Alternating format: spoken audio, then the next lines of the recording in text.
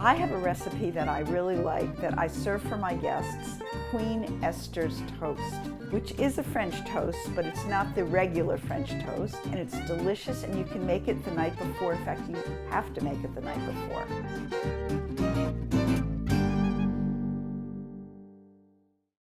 Well, it's almost Purim, one of my favorite holidays, and of course, all of us think Hamantaschen.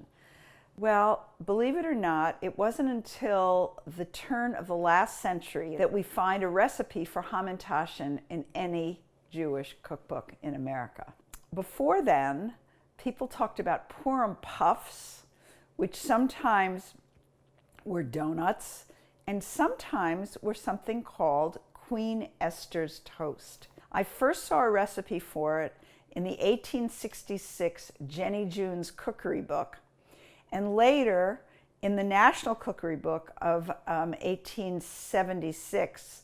And what I would like to do is one of my favorite recipes, which is it's more embellished. However, you can do it the night before, so it's really easy.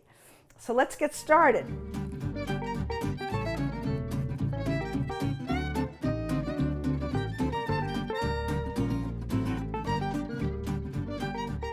So now we're going to make a caramel.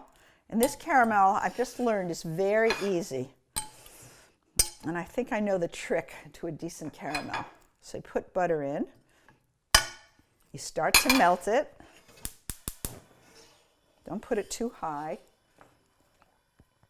Add the brown sugar.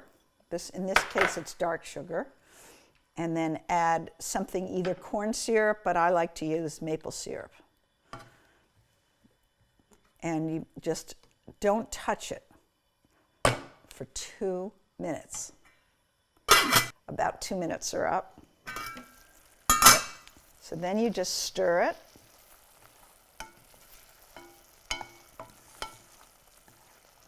See?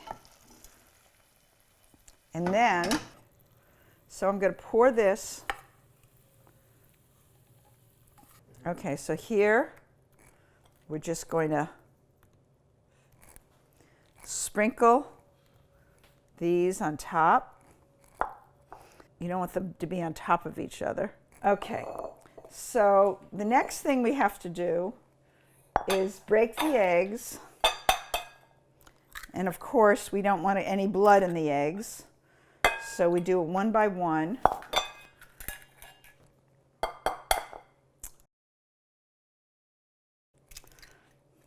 Okay, so then you put the milk in, or cream, and you put the vanilla in. And you can also put the grated rind of an orange, which really makes it nice too. In fact, I think I will. And I've learned all these additions, again, from going to all these bed and breakfasts around the country. Okay, then I take, it's about 1.5 inches, I'd say. Okay. And there's nothing like homemade challah as far as I'm concerned, but that's what I do.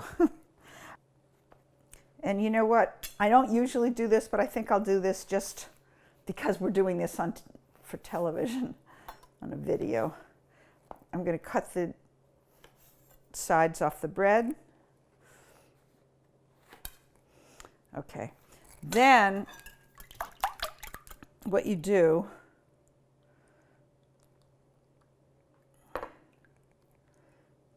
is you cover it with this. Now look. And then you really want to cover it. When it to really seep in.